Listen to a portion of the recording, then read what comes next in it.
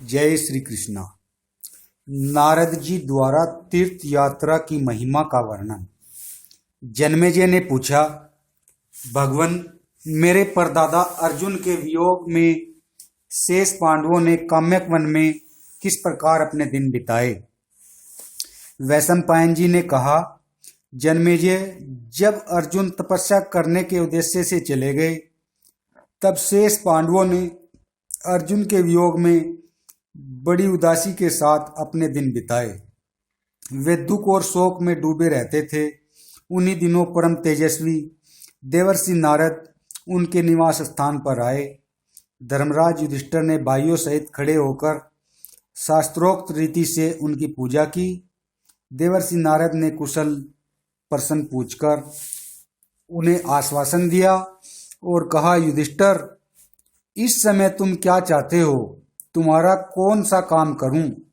धर्मराज युधिष्ठिर ने उनके चरणों में प्रणाम करके बड़ी नम्रता के साथ कहा, महाराज, सभी लोग आपकी पूजा करते हैं। जब आप हम पर प्रसन्न है तो हम लोग ऐसा अनुभव कर रहे हैं कि आपकी कृपा से हमारे सारे काम सिद्ध हो गए। आप कृपा करके हम लोगों को एक बात बतलाइए, जो तीर्थों का सेवन करता हुआ पृथ्वी की प्रदक्षिणा करता हो, उसे क्या फल मिलता है? नारद जी ने कहा, राजन, तुम सावधान होकर सुनो। एक बार तुम्हारे पितामह भीष्म हरिद्वार में ऋषि देवता एवं पितरों की तृप्ति के लिए कोई अनुष्ठान कर रहे थे। वहीं एक दिन पुलस्त्य मुनि आए। भीष्म ने उनकी सेवा पूजा करके यही प्रश्न किया, जो तुम मुझसे कर रहे हो। उसके उत्तर में पुलस्त्य मुनि ने जो कुछ कहा वही मैं तुम्हें सुना रहा हूँ। पुलस्त्य जी ने कहा, भीष्म, तीर्थों में प्राय बड़े बड़े ऋषि मुनि रहते हैं। उनके तीर्थों के सेवन से जो फल प्राप्त होता है वह मैं तुम्हें सुनाता हूँ।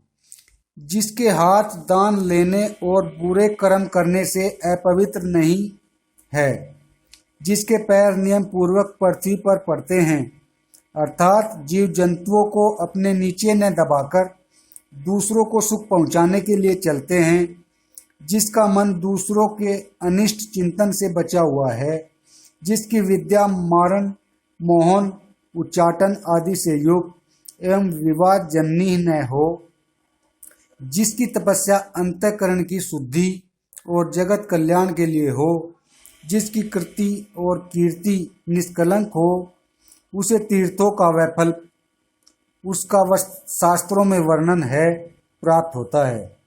जो किसी प्रकार का दान नहीं लेता, जो कुछ मिल जाए उसी में संतुष्ट रहता है और साथ ही अहंकार भी नहीं करता, जो दंभ और कामना से रहित है, थोड़ा खाता और इंद्रियों को वश में रखता है, साथ ही समस्त पापों से बचा भी रहता है, जो कभी किसी पर क्रोध नहीं करता, स्वभाव से ही सत्य का पालन करता है, दृढ़ता से अपने नियमों में संलग्न रहता है और समस्त प्राणियों के सुख दुख को अपने शरीर के सुख दुख के समान ही समझता है, उसे शास्त्रोक्त तीर्थ फल की प्राप्ति होती है।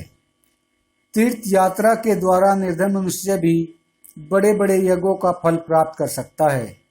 मर्त्युलोक में भगवान का पुष्कर तीर्थ बहुत ही प्रसिद्ध है। पुष्कर में करोड़ों तीर्थ निवास करते हैं। आदित्य, वसु, रुद्र, साध्य, मरुद्गण, गंधर्व, अप्सराएं सर्वदा वहाँ उपस्थित रहती है। बड़े बड़े देवता, दैत्य और ब्रह्म ऋषियों ने तपस्या करके वहाँ सिद्धि प्राप्त की है। जो उदार पुरुष मन से भी पुष्कर का स्मरण करता है, उसके पाप नष्ट हो जाते हैं और स्वर्ग की प्राप्ति होती है। स्वयं ब्रह्मा जी बड़े प्रेम से पुष्कर में निवास करते हैं।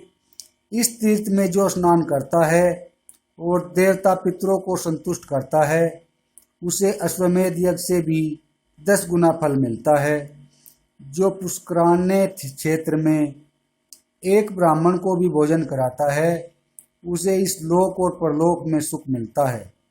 मनुष्य स्वयं शाक, कंदमूल, फल आदि जिस वस्तु से अपना जीवन निर्वाह करता है, उसी वस्तु के द्वारा श्रद्धा के साथ ब्राह्मण को भोजन करावे, किसी से भी ईर्ष्या न करे जो ब्राह्मण, क्षत्रिय, वैश्य और शूद्र परम पवित्र पुष्कर तीर्थ में स्नान करते हैं, उन्हें फिर जन्म नहीं ग्रहण करना पड़ता। कार्तिक मास में पुष्कर तीर्थ में वास करने से अक्षय लोकों की प्राप्ति होती है। सायं और प्रातःकाल दोनों हाथ जोड़कर पुष्कर क्षेत्र में आए हुए तीर्थों का स्मरण करता है, उसे समस्त तीर्थों में स्नान करने का पुण्य प्राप्त होता है। स्त्री अथवा पुरुष ने अपनी आयु भर में जो पाप किया हो वह सब पुष्कर तीर्थ में स्नान करने मात्र से नष्ट हो जाता है। जैसे देवताओं में भगवान विष्णु प्रधान है, वैसे ही तीर्थों में पुष्कर राज प्रधान है। इसी प्रकार अन्यान्य तीर्थों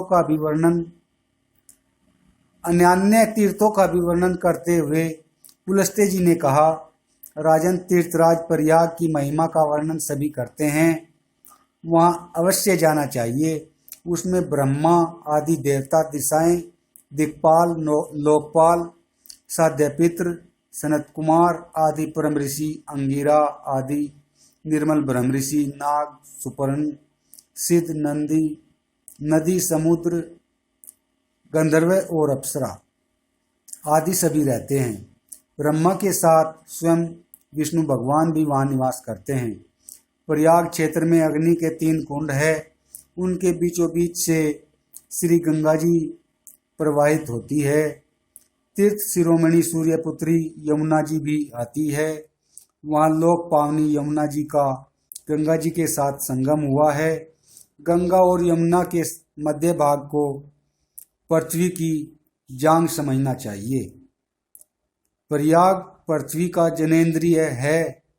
प्रयाग प्रतिष्ठान झूसी, कंबल एवं अश्वतर नाग, भोगवती तीर्थ ये प्रजापति दक्ष की वेदी है।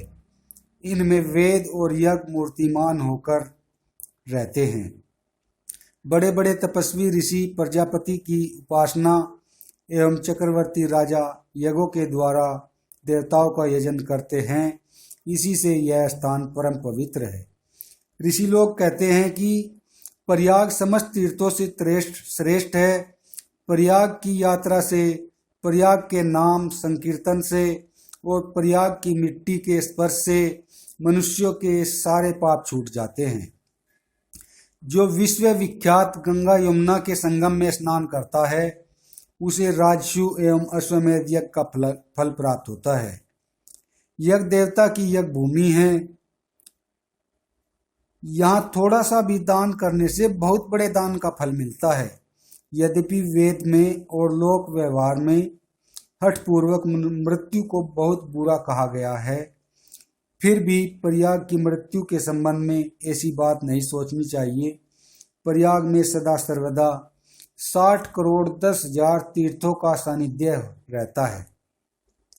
4 प्रकार की विद्याओं के अध्ययन का और सत्य भाषण का जो पुण्य होता है, वह गंगा यमुना के संगम में स्नान करने से होता है। वासुकी नाग के भोगवती तीर्थ में स्नान करने से अश्वमेध यज्ञ का फल मिलता है। विश्व विख्यात हंस परपतन तीर्थ एवं गंगा दशाश्वमेधिक तीर्थ भी वही है। और तो क्या, देव नदी गंगा जी जहाँ भी हो वहीं स्नान करने से कुरुक्षेत्र यात्रा का फल मिलता है। गंगा स्नान में कनखल का विशेष महात्म्य है। प्रयाग तो उससे भी बढ़कर है। जिसने सैकड़ों पाप किए हो, वह भी यदि एक बार गंगा जल अपने ऊपर डाल ले तो गंगा जल उसके सारे पापों को वैसे ही भस्म कर डालता है जैसे अग्नि सूखी लकड़ी को। सतयुग में सभी तीर्थ पुण्यदायक होते हैं।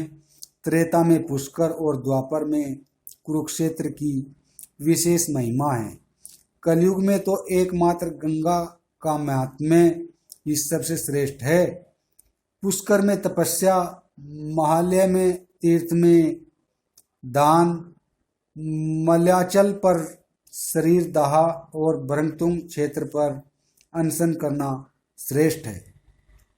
परंतु पुष्कर, कुरुक्षेत्र, गंगा एवं मगध देश में स्नान मात्र से ही 7-7 पीढ़ियां तर जाती है। गंगा जी नामोच्चारण मात्र से पापों को धो बहाती है। दर्शन मात्र से कल्याण दान करती है। स्नान और पान से 7 पीढ़ियों तक पवित्र कर देती है। जब तक मनुष्य की हड्डी गंगा जल में रहती है तब तक उसे स्वर्ग में सम्मान प्राप्त होता है। जो पुण्य तीर्थ एवं पुण्य क्षेत्रों का सेवन करते हैं वे पुण्य उपार्जन करके स्वर्ग के अधिकारी होते हैं। ब्रह्मा जी ने यह बात स्पष्ट कह दी है कि गंगा के समान कोई तीर्थ नहीं, भगवान से बढ़कर कोई देवता नहीं और ब्राह्मणों से बढ़कर कोई प्राणी नहीं। जहाँ गंगा जी है वहीं पवित्र देश है, वहीं पवित्र तपोवन है। गंगा तट का स्थान ही सिद्धि क्षेत्र है। भीष्म, मैंने जो तीर्थ यात्रा का वर्णन किया है वह सत्य है। इसे ब्राह्मण, क्षत्रिय, वैश्य, सत्पुरुष, पुत्र, मित्र, शिष्य और सेवकों को गोपनीय से गोपनीय निधि के रूप में कान में बतलाना चाहिए। इस महात्म्य के वर्णन एवं श्रवण से बहुत फल मिलता है। इससे शुद्ध बुद्धि उत्पन्न होती है। इससे चारों वर्णों के लोगों की इच्छा पूरी होती है। मैंने जिन तीर्थों का वर्णन किया है उनमें से जहाँ जाना संभव न हो वहाँ मानसिक यात्रा करनी चाहिए। उसमें बड़े बड़े देवता और ऋषियों ने स्नान किया है। भीष्म, तुम श्रद्धा पूर्वक शास्त्रोक्त नियमानुसार इंद्रियों को शुद्ध रखते हुए तीर्थों की यात्रा करो और अपना पुण्य बढ़ाओ। शास्त्रदर्शी सत्पुरुष ही उन तीर्थों को प्राप्त कर सकते हैं। नियमहीन, असंयमी, अपवित्र एवं चोर उन तीर्थों की उपलब्धि नहीं कर सकते। तुम सदाचारी एवं धर्म के मर्मज्ञ हो। तुम्हारे धर्म पालन के प्रताप से सभी तृप्त हो रहे हैं। तुमने तो देवता, पितृ, ऋषि आदि सभी तीर्थों को तीर्थ स्नान करा दिया है। तुम्हें श्रेष्ठ लोक और महान कीर्ति की प्राप्ति होगी। धर्मराज पितामह से इतना कहकर भीष्म पितामह से इतना कहकर पुलस्त्य मुनि वहीं अंतर्धान हो गए। भीष्म पितामह ने विधि पूर्वक तीर्थ यात्रा की। जो इस विधि से पृथ्वी की परिक्रमा करता है उसे 100 अश्वमेधों का फल प्राप्त होता है। तुम तो अकेले नहीं, इन ऋषियों को भी तीर्थ में ले जाओगे, इसलिए तुम्हें 8 गुना फल प्राप्त होगा। बहुत से तीर्थों को राक्षसों ने रोक रखा है, वहाँ केवल तुम ही लोग जा सकते हो। तीर्थों में वाल्मीकि, कश्यप, दत्तात्रेय, कुंडजठर, विश्वामित्र, गौतम, असित, देवल, मार्कंडेय, गालव, भरद्वाज, वशिष्ठ मुनि, उद्दालक, शौनक, व्यास, सुखदेव, दुर्वासा, जाबवली आदि बड़े बड़े तपस्वी ऋषि तुम्हारी प्रतीक्षा कर रहे हैं। तुम उन लोगों को साथ लेते हुए सब तीर्थों में जाओ। परम तेजस्वी लोमस ऋषि भी तुम्हारे पास आएंगे, उन्हें भी ले लो। मैं भी चलूँगा। तुम ययाति और पुरूरवा के समान यशस्वी धर्मात्मा हो। तुम राजा भगीरथ और लोकाभिराम राम के समान समस्त राजाओं से श्रेष्ठ हो। मनु, इक्ष्वाकु, पुरु, पृथु और इंद्र के समान यशस्वी तथा प्रजापालक हो। तुम अपने शत्रुओं पर विजय प्राप्त करके प्रजा पालन करोगे और धर्म के अनुसार पृथ्वी का साम्राज्य भोग करते हुए कार्तवीर्य अर्जुन के समान कीर्तिमान होगे। इस प्रकार धर्मराज युधिष्ठिर से कहकर देवर्षि नारद वहीं अंतर्धान हो गए। धर्मात्मा युधिष्ठिर तीर्थों के संबंध में चिंतन करने लगे। जय श्री कृष्ण।